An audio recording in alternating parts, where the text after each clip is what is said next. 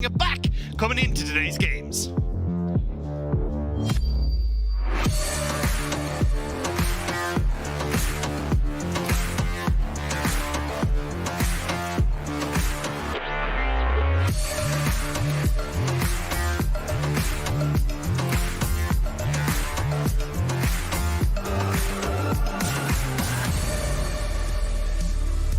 Just before we take a look at the picks and bans, I took a look at the all-time head-to-head between these two respective teams, and it currently sits at 18-19 in favor of Koi. 19 wins to 18, but it's heavily skewed. The regular season historically has gone Koi's way, whereas playoffs have gone the way of Mad Lions.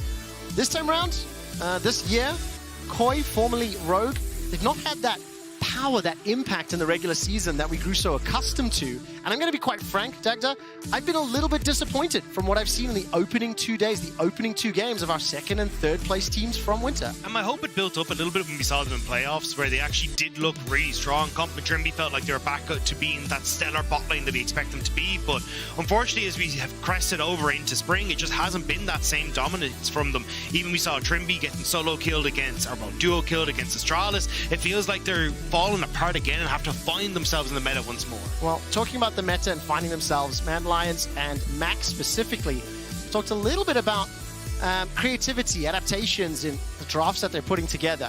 I want to see what they do today. They've lost both of their opening games this spring. They've banned away the Caitlyn, the Ashe, and the Renata. Gragas and Irelia removed from Koi, so Annie's still open and available. See what priorities they're going to go for. Okay. Focusing bot lane again, so Xayah removed from the pool too. Yeah, it feels like Annie going to be the big pick here. We've seen Hilly bringing out the Thresh, but it hasn't been exactly the highest hitter, I'll say, for Hylissang, so I wouldn't be surprised to see them try and go something like the Annie, maybe go towards Karzi on the Aphelios still, which is in the past worked out relatively well for him, and you compare that Annie with him in the bottom side of the map. But also we know Niski is quite flexible as champions, but we're going to have Shigenda bringing out that Jace once more. I mean, that Jace, I'll say this several times throughout the course of the game, set the highest damage per minute of any player ever in the LEC, 1,444 damage per minute. So fantastic performance there. Will be backed up by that Sejuani. And let's just remind everyone that technically that Annie could go to that support role. And I think for a player like Hylissang, I wouldn't mind that. I like him on the engaged supports. Yeah, and I think it works really well again if you want to go towards something like the Aphelios, Ayoya, going to go towards the Lee Sin. The big thing that I'm keeping my eyes peeled for here is Larson Sylas. I think Larson has been absolutely fantastic on the Sylas. And when you look, you go, okay, well, we got the Jace that can go into top. We've got a melee mid now that compare with the Sejuani in skirmishes. And you've got some really good ultimates coming through on the opposite side from Mad Lions as well. Imagine that will be picked up, though, on the second rotation. More than likely going to see an AD carry locked in here for comp. Yeah, especially with all of the bans thrown out in that phase 1. Kazi has locked in the Zeri. He's played 8 games of it professionally. Out of his 300 plus, only won 2 of them, however. We'll find out whether or not that Annie will go to the mid lane or support, or whether or not Koi have an inkling of what direction they want to take it. This will be a hover and a lock in there on that Sylas. Yeah, I did think they'd leave it for the next rotation, because as you already kind of pointed out, Zeri gone, Kate, Ashe, Xayah gone as well.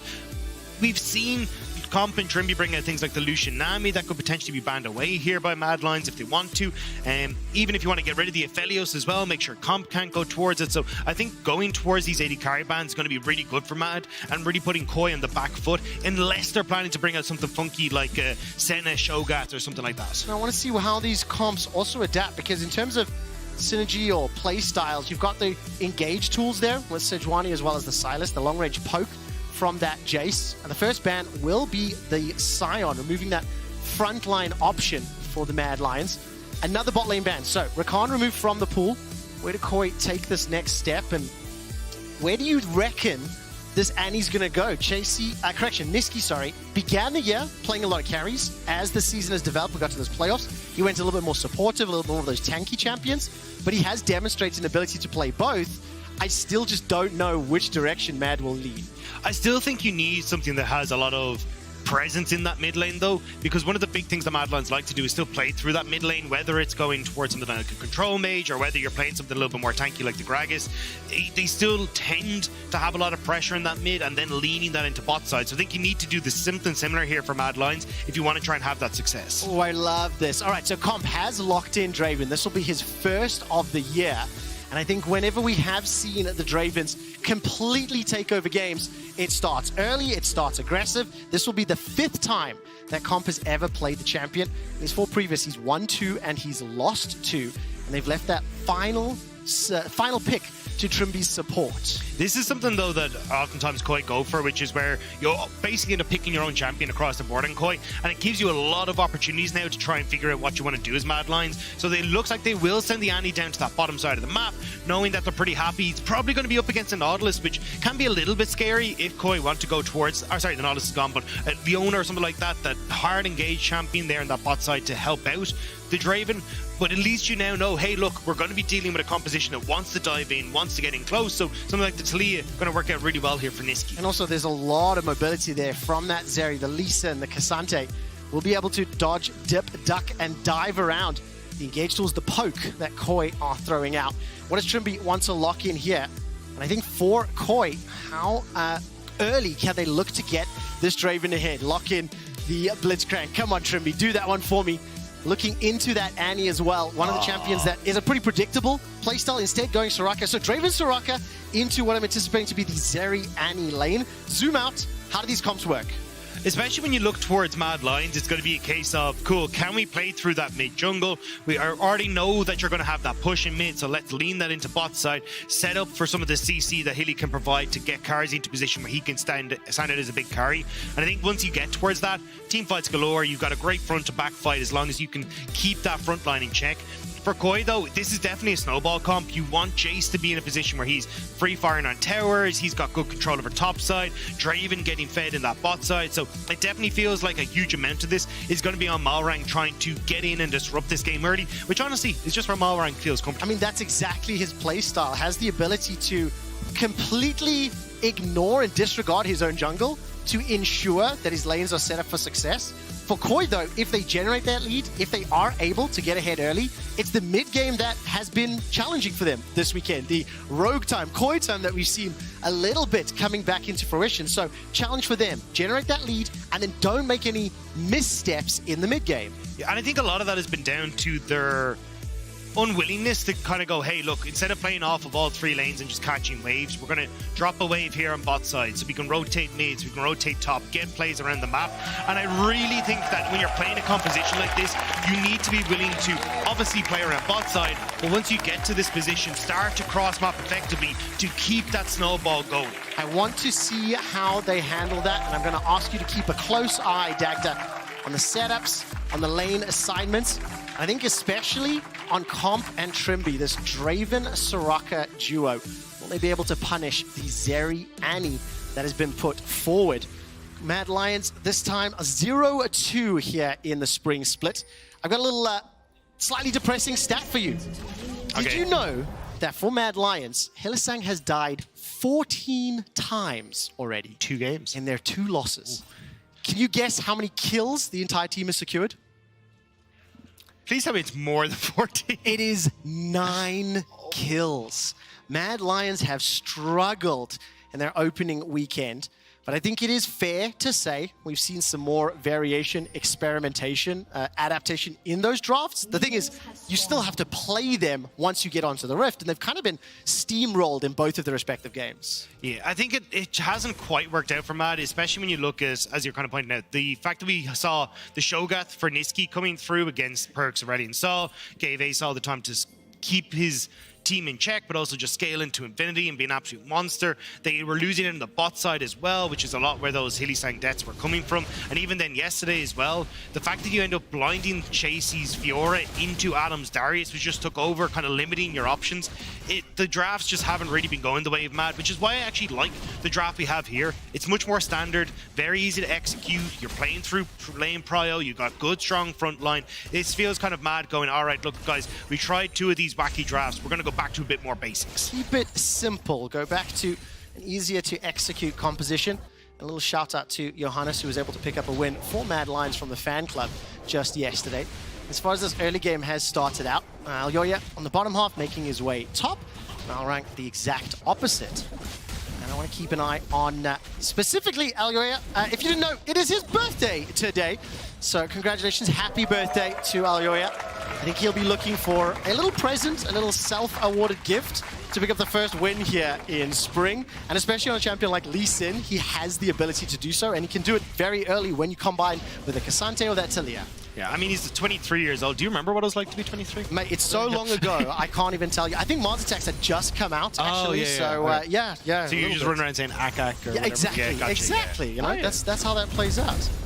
Well, yeah, coming back into the game, already you can see Elyoya moving up towards this top side. Going to be matched by Malrang in these early stages, but I really think from Malrang's point of view, you want to try and separate yourself a little bit from Elyoya here, because oftentimes Niski will have push in mid, so if you end up trying to match a lot of Elyoya's plays in the early stages, it feels like you're going to be outgunned in these situations. So if you can try and find a moment to separate, you can actually get into these lanes and make things happen. And I think whenever I think of Niski, historically over the years, champion that can move to the side lanes, that can assist, you know, top or bot, is the thing that really has stood out over the years. This year he's trying to add those carries and the more impactful champions to his pool.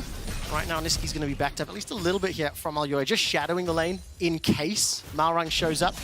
Malrang's the player that really has to try get either any of these lanes really ahead. Like you mentioned, Koi want to snowball, Koi want to accelerate, and that's not something that we've seen too often. I mean, when you look at the stats over the games over the weekend, goal differences negative for both teams, 2.4k, 1.2k. When you look at KD, Heralds, First Dragons, they are really, really struggling at the bottom of the table. Especially when you say that these are the teams that are second and third from last split's playoffs. These are the teams that you expect to be having these massive performances, but it feels like, again, Comp and Trimby have taken a step back, haven't found that same success. We're not getting Koi getting these early leads through Malrang as much as they did towards playoffs and towards the end of winter. And as we already discussed, Mad Lions, weird drafts have kind of come back to bite them in a lot of situations. So this time round, slightly less weird draft, slightly easier to understand and synergize in terms of playstyle. Elyoya looking for the engage. It's Helisang that flashes, finds the stun, the follow-up from the resonating strike, and first blood to Kazi. Beautifully done, and exactly what Helisang is known for. And that's exactly what we wanted to see from Elyoya as well. We were saying, hey, look, play around Hilly, the CC is going to be fantastic. They turn it on to Trimby, make sure they're prioritizing that squishy Soraka. Now Marang will just sit here to make sure the Comp can't pick up this wave, but he's too late to the party. I mean, really, really nice follow-up. Elyoya holding on to that Lee Sin Q to be able to chase down and help secure. In terms of Summoner Spells blown, 1, 2, 3 on the side of Mad Lions, only Ghost available for Kazi. Comp didn't use anything there as Shigenda is now trying to get some damage onto Chasey. Reminder that his performance on Jace set the all-time Jace record. He's going to be asked to step up here, but follow this, just great play.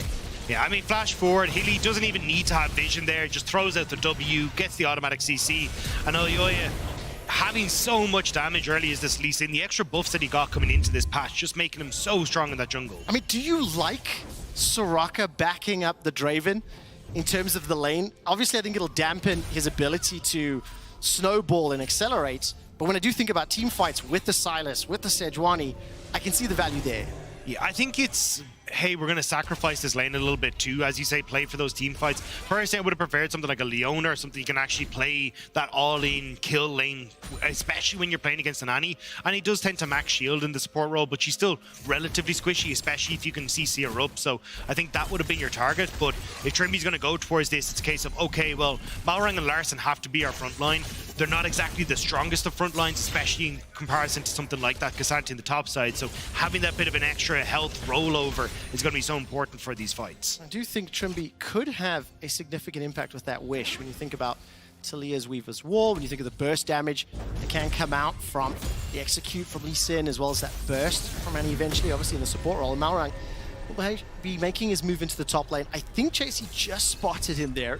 First attempted gank as both of these top laners are level 6. I don't even think it's a gank that he's really looking for here. It's a case of Shigenda needs to crash this wave so he can try and keep himself safe. The biggest problem that they're having is with Larson not having control over mid, it becomes very easy then for you to be able to take control over this top side with vision and make sure that you're always keeping pressure on Shigenda, because Shigenda wants to play far up in the lane but isn't really getting a chance to do so, and that's why he's starting to try and set up this vision. But ideally they would like to try and get some vision deep onto this side to allow these pushes from Shigenda to keep moving in. I mean, Shigenda, very, very minor advantage in that top lane. His the player that has at least received one gank there from Malrang, who's level 5, just behind Alyoya thanks to the assist that Alyoya's been able to pick up. And for Koi, a little bit of a nervous start. This composition really wanted to try generate leads. It's now potential for a 3v3 in the bottom lane. Gonna fizzle as Malrang's moved away, and Alyoya's got that Dragon's Rage, has level 6 already. Trimby is flashless as well as healless, so let's be a little bit cautious.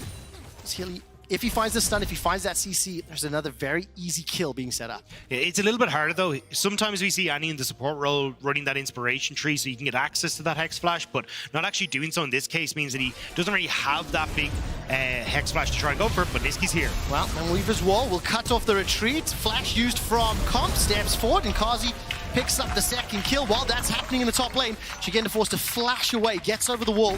Chasey cannot chase, and that means Chasey will win that out to Mad Lions. They get the second kill, and they get access to their first dragon. Which is absolutely massive, because one of the big things for Koi is, hey, look, if we can get this early lead on bot side, fantastic. We can start to move around the map, set up vision, look for picks as we start to roll over towards the second, third objectives. But if Mad Lions have already started ticking away on these dragons, getting these kills on the bot side, especially for this area, it's going to be very difficult for Koi to come back into things. I just really like the proactive play here. Niski shoves that wave in, teleports back to mid lane, and instantly combos up with Alyoya.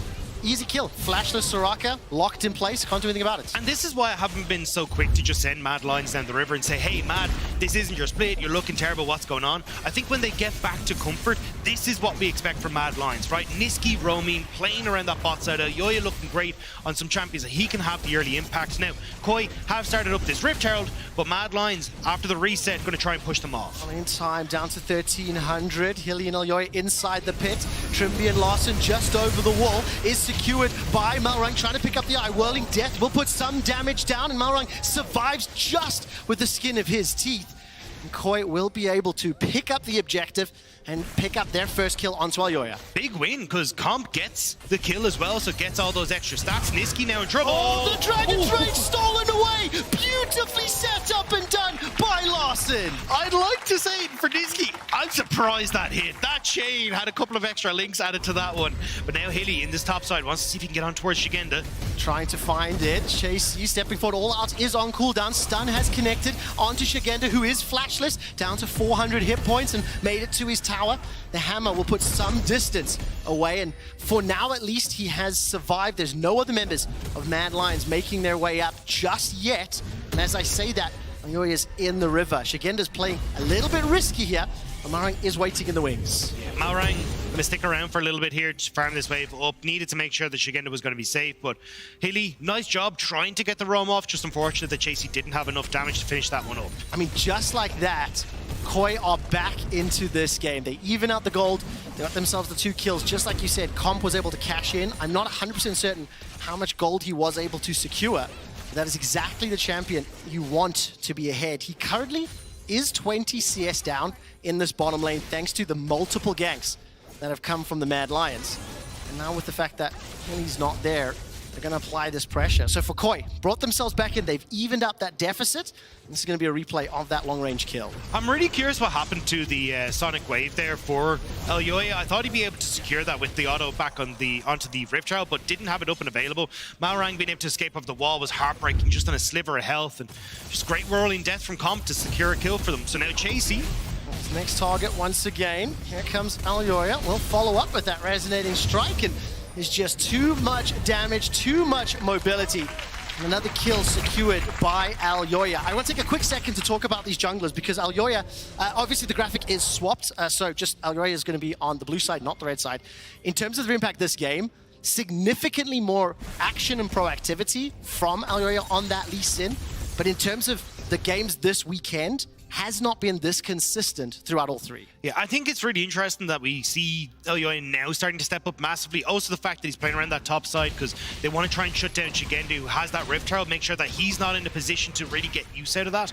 But I think when you looked at Malrang's stats there as well, he hasn't been able to have that same impact that we expect from him, honestly. And I think it's been very interesting to see that although he has 100% kill participation at 14, there just isn't kills coming across for Koi at that stage. It's been very quiet, very lackluster in the early stages, and now Koi trying to see if they can get something back here for Shigenda, but because Chasey already picked up that kill, that early Iceborne, it's very hard to do so. Very indicative of the fact that the solo laners from Koi, as well as Comp and Trimby, haven't necessarily been able to generate their own advantages, create those leads for themselves. All come from Malrang, who is still 0-0-1. Showed his face in the middle lane with a number of members from Koi.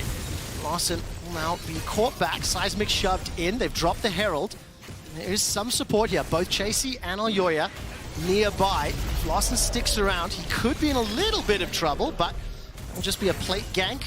And all of a sudden, it's now Koi on the move. 40 seconds for Dragon.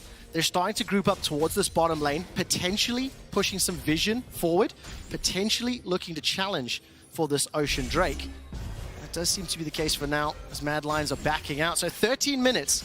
This early game has been trading blows, still dead even. Are you starting to get a little nervous for Koi and the composition? Or are they still in with safety zone? You're still fine. At this stage, it's Essence Reaver completed for Comp. He's actually in a relatively good spot. Like, yes, he's down 10 CS and a kill, but you actually look, it's only 300 gold because of the cash in that he got. If you end up fighting at this next Dragon, very easy for them to start picking up a few more kills. I think the big question mark is going to be more of a case of, can they keep this snowball going? Again, you got the early Rift Herald, yes, you got some plates, but I think second Rift Herald opening up the map a little bit more, trying to give a little bit more pressure to Shigenda, because Shigenda's supposed to be winning this matchup, but he's not. Well, right now, it's going to be a challenge for the Dragon, stolen away by Alyoya. Here comes Niski, throwing out the threaded volleys. The damage has already landed, as Hylissang has been dropped. Alyoya will step forward and take out Larssen, and Comp forced to flash for his life. Ultimately, a trade of 1-for-1, and the Dragon goes to Mad.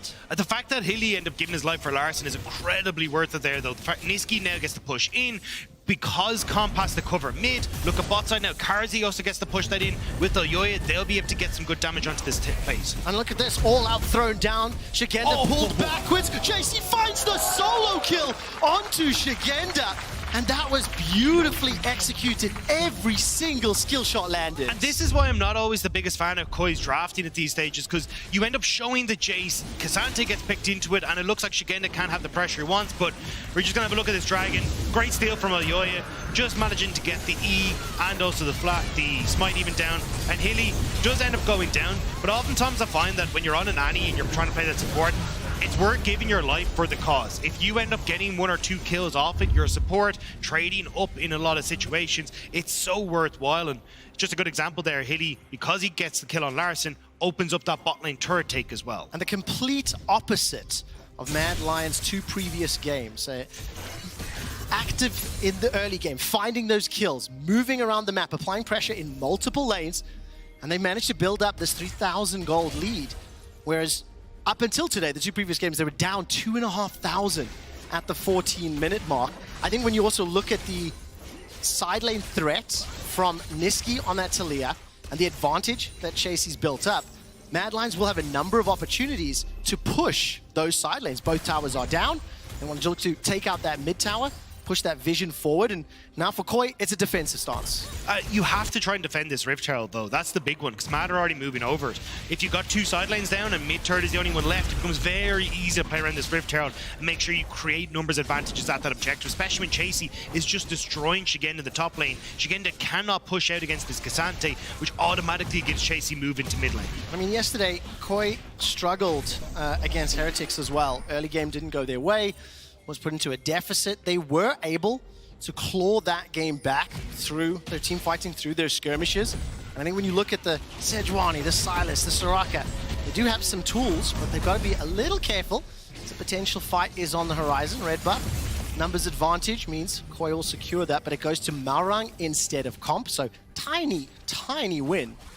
And for Mad Lions, let's look at their lane assignments. You do know it's bad when the win is you get your own exactly, buff. That's exactly, when you right? know things have really taken a turn. Karzi, though, might be in trouble. Whoa, Vic is going to be able to hop over the wall.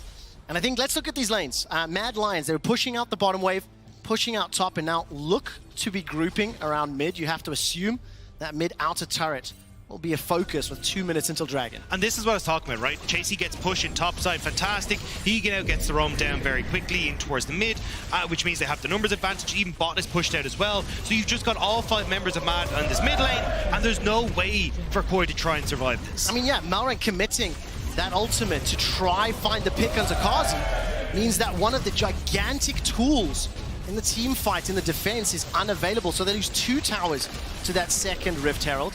They've lost complete control of the top half of the jungle. And will Mad Lions be able to chip away that inner turret as well, trying to catch that wave, stealing more camps, pulling even further ahead, 4,000 gold up. Mad Lions are just running away. And a minute until that next Dragon as well. And now you've got the double mid lane turret down, fantastic. Reset, shove in mid, get your vision flooded into that bot side jungle, and just fall back onto Dragon. It's super easy to do. This is why a lot of people were annoyed to see that Mad Lions hadn't been living up to standards. They had some weird drafts coming through, because this is what Mad Lions look like when they're just able to execute on standard stuff. They look so much cleaner. And I think a lot of credit has to be given to Alyoya, involved in 4 of the 5 kills.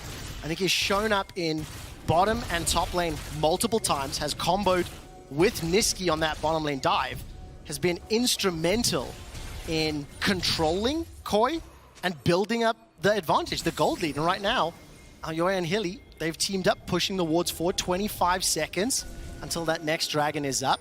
Shigenda's got his TP available, but he's in the mid lane, making his way. Koi, do they challenge this one? They are significantly behind. It is the 3rd Dragon, so they could concede it by a few more minutes. It's going to be so difficult too. Alyoya already spotting out Malrang. Well, Malrang gets jumped on with that resonating strike. Level 11 as well. Throws out the prison to slow down the Mad Lions. The Ultra Shock Laser goes forward, and now looking at Larson. He's hijacked away. That summon Tibbers can be huge on the Sylas.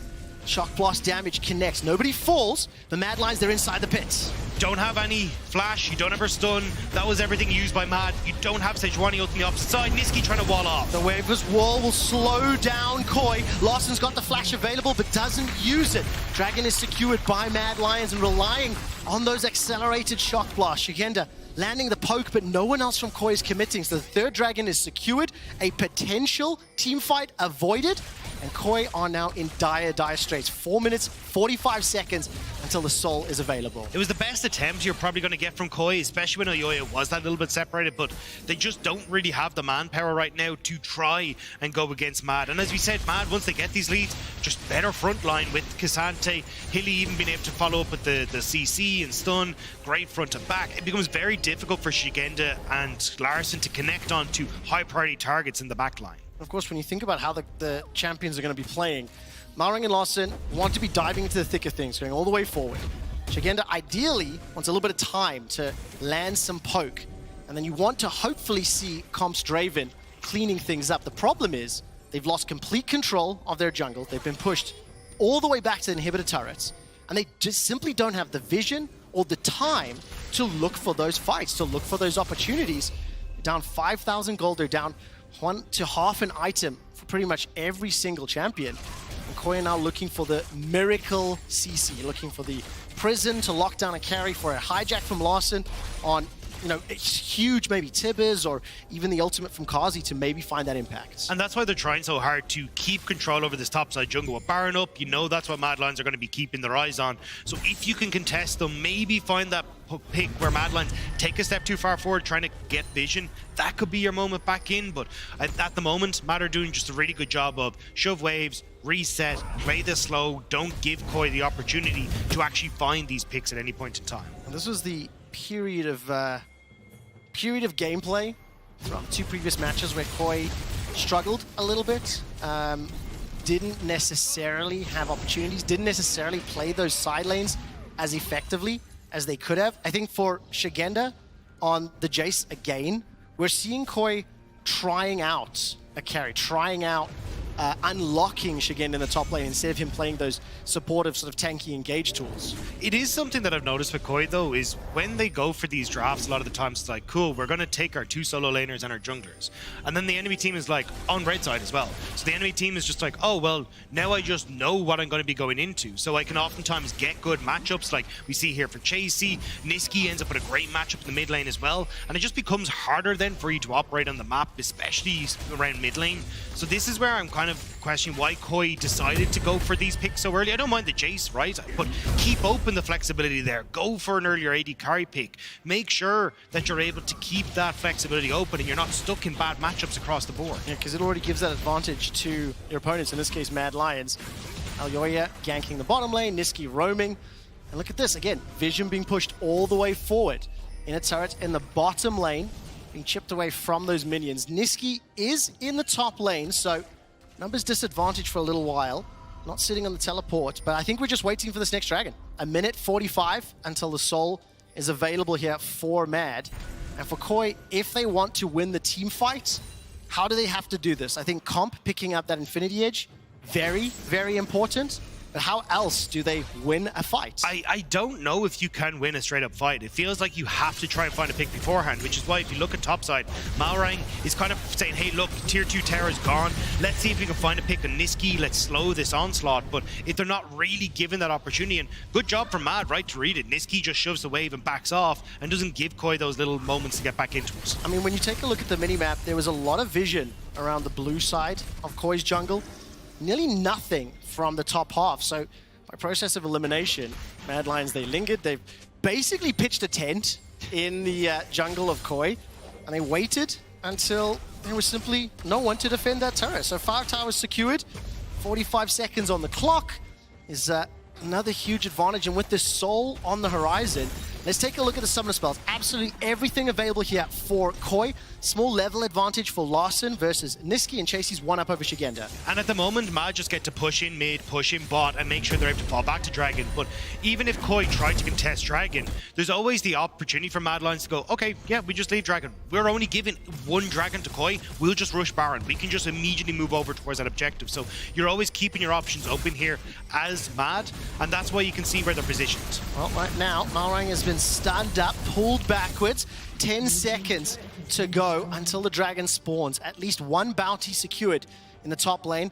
And Shigenda takes the tower down. The rest of Koi making their way towards the river, towards the top lane, and they're simply not going to challenge this one. Kazi and Chasey two-manning the Drake. Koi are not flipping it at the Baron. They are not necessarily shoving in to that turret, and Soul is just given away, picked up, uncontested by Mad Lions. It's good assignments from Mad. They read, okay, Koi are going to give this up and try and flip Baron instead, but as long as Alyoya is in the vicinity, they're going to be totally fine. So Hilly with Alyoya now, resetting themselves up in this top side, making sure that they can keep control over Baron and stop Koi from being able to trade anything. I mean, again, the vision, the lack of information, if the observers can just toggle to what Koi see, it's absolute darkness. They've been practically alone in the top half of the map, and they've only got a couple of wards down, but they have no idea where the Mad Lions are. It is so risky to move forward because they are at risk at all times. The problem as well is that your only tank really is Malrang. Anyone else moves in to try and get that vision back, it's game over. You're just out of it. So you are heavily reliant on, well, Malrang has to be the vision game for Koi, but he still isn't exactly the tankiest. Yes, he's got that Radiant Virtue change to give you more healing, but it's really just not enough. Okay, so Koi now under threat in this middle lane.